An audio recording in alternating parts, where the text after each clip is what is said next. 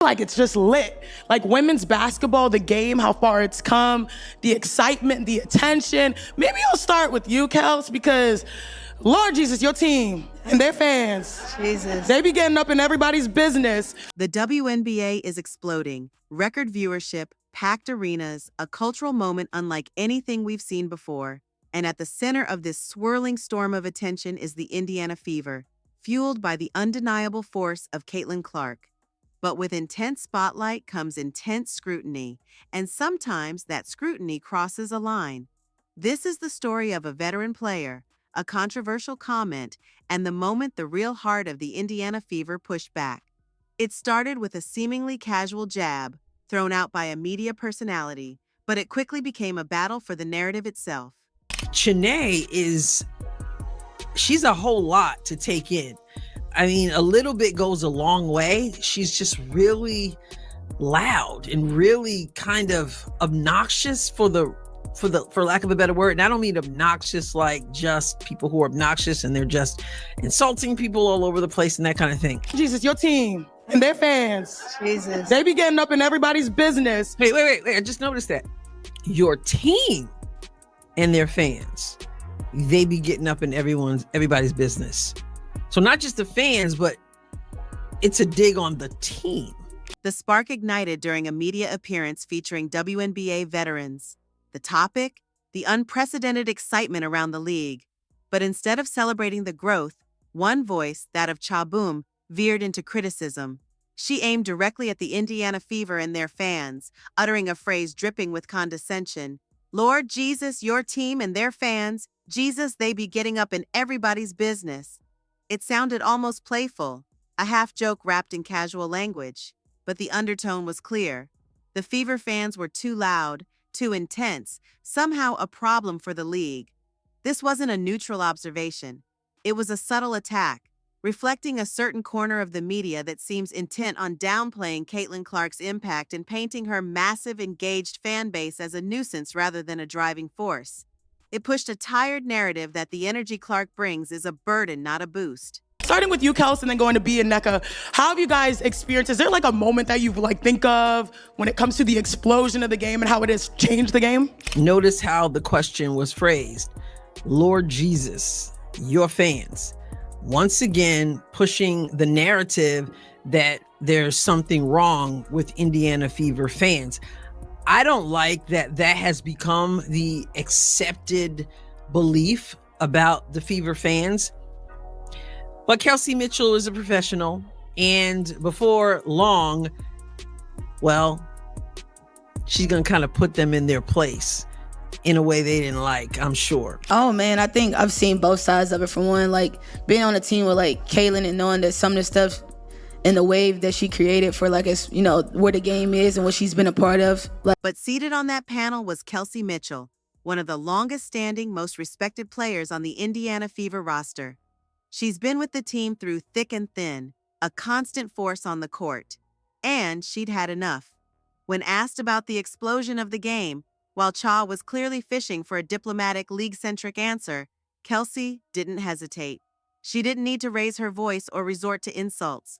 All she needed was the truth. With quiet intensity and an edge you could clearly hear, she delivered a response that cut through the noise and media spin. I think the rise of women's basketball has a lot to do with Caitlyn Clark. Boom, just like that. No beating around the bush, no carefully crafted political answer. Pure, unadulterated honesty. Is the shift in moments in Indiana, period, as far as like the arena, where we started, and B was my vet, kinda, right? Kinda. We up there, sis. We up there. She was a Fever girl first, and so she also saw, and you know, she's a vet too. They've seen what Indiana was, and I think now where it's at now, the big moment is seeing the shift and being a part of it from a standpoint that I know where Indiana was, and so to see the cultivation of it, you just grow to appreciate the process and, you know, the growth in which. There's the face. There's the face again. Okay. Now, let me get closer so you can see my face better. There's the face again.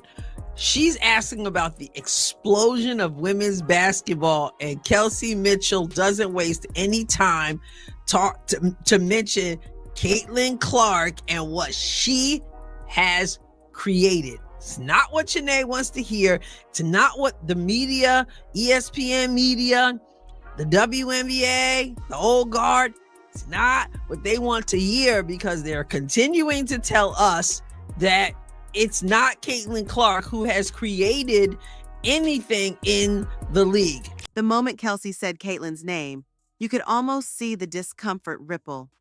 The carefully maintained media smiles seemed to falter just a little, because Kelsey Mitchell, a respected veteran speaking plain truth, shattered the carefully curated narrative pushed by many in the legacy sports media. Figures who, like Cha, have spent months performing mental gymnastics to avoid giving Clark her full credit. They've tried to attribute the league's surge to everything but the rookie from Iowa television deals, merch, historical franchises, anything to avoid acknowledging that one player is currently the most impactful name in the game. This resistance often stems from a desire to maintain the old guard's hierarchy, or, as some have even hinted, a touch of professional jealousy. But Kelsey Mitchell wasn't playing their game. She wasn't there to debate narratives. She was there to state facts. Okay. To me, yeah, jealous, sure. I mean, would you be jealous of somebody that got $28 million a shoe deal or whatever the deal is before you step foot in the pros, right? Yeah. This is only women that get this. I'm tired of it. Like, here's my thing, you guys. What else? Who are these girls? Who are these girls that are hating on Caitlyn Clark? Are you just combing through Twitter? Stop acting like because you see some randos on Twitter knocking Caitlyn Clark, all girls are against her. And I think for me, if I can give or drop any form of advice based off experience, is that all money is not good money. And I mean that literally. I've seen myself in situations where I had to figure out if I wanted to come back to Indy. I had to figure out what was best for me. I lost my parent. So it was like figuring out what I needed, and I figured out that you have to go where you're literally loved. And I mean that literally, and I mean that intentionally. Go where you're loved and not tolerated, because all money is not good money. For helping her grow in her rookie year. I felt like Kels probably should have got a little love. I honestly thought she probably should have been player of the month. Just what she was doing, and at the clip she was doing it, I think she was like 50, 40, 90 this month, which is really, really hard to do. So I feel very fortunate to play with her, and honestly, I'm not even trying to be corny. Like, I really think she deserved it. So I think sharing that with her, and I feel lucky to have, a kind of a backcourt mate that has been, through this for 7 years and has really helped me and kind of let me flourish. And what makes Kelsey Mitchell's stand so powerful is her deep connection to the Indiana Fever. She isn't just a teammate who arrived this season, she is the foundation. Kelsey has poured 7 seasons of dedication, sweat, and incredible talent into this franchise. She's been the consistent offensive engine, weathering losing seasons, locker room changes, and the constant grind of the WNBA. While the spotlight often drifted, she remained, putting down the bricks, building the program piece by piece. Kelly Krakow, a longtime executive, publicly acknowledged her as the glue holding the franchise together. Her loyalty and consistent excellence, her stats proving her impact year after year, give her words weight and authority. When she defends the Fever and its fans, it's not just a player supporting a new star, it's the heart of the team defending her home. I'm a Fever girl again. I'm a Fever girl. I'm excited. Kind of missed this court. I'm a Fever girl again. A lot of went into this decision based on what I needed for myself and for, obviously, for my family, my friends. And Indy is a second home, so I thought I'd give this thing a go. First of all, thanks for being here. Thanks for showing Kelsey how important she is to the Indiana Fever. I appreciate it. Yeah. So everything about Kelsey Mitchell is core, right? Core values, her core basketball, everything about her is what we're about. And so there was no way she was going. Let's figure out where this program's going, what we're trying to accomplish, and based on the way in which I like to see myself playing. I could do that with people like Caitlyn, people like AB, people like Liz. The list goes on with Lexi Hall, Grace Berger. So I'm excited about the group we have. And I get to play alongside some really great people. So here's to being a Fever girl. And in scoring in the 2024 season 2. I'm excited about our future, but I would never change my past. I know what I had to do to get to this point, and I wouldn't change it for the world. Tosses ahead, Wheeler extra feed. Oh, that was pretty. Plus the foul. I'm very grateful to be one of the ones that, put the bricks down.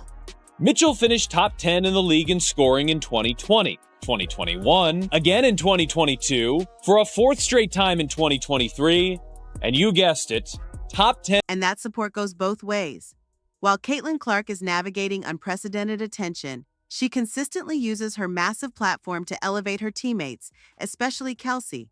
Clark has publicly stated multiple times that Kelsey deserves more recognition, that she should have been Player of the Month, and that Kelsey is a primary reason for the Fever's recent resurgence.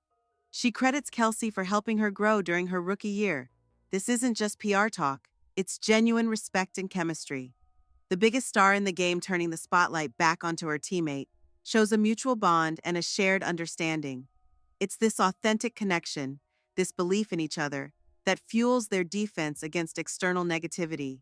And those big performances have become a staple of hers. Mitchell owns the top 3 highest scoring performances in Fever history. Mitchell ranks second all-time in franchise history in career points, field goals made, three-pointers made, and free throws.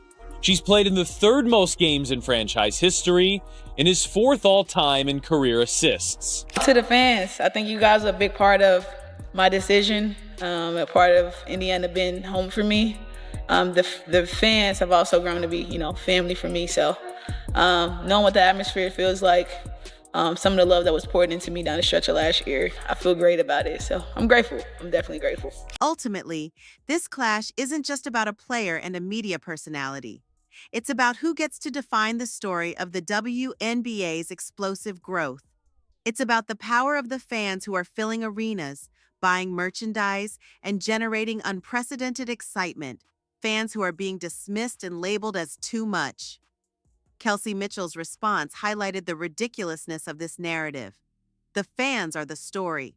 They are the tangible proof of the movement. To act like they are a nuisance is to ignore the very thing that is propelling the league forward. Kelsey's message was clear. Respect the growth, respect the team, and respect the fans who are making it happen.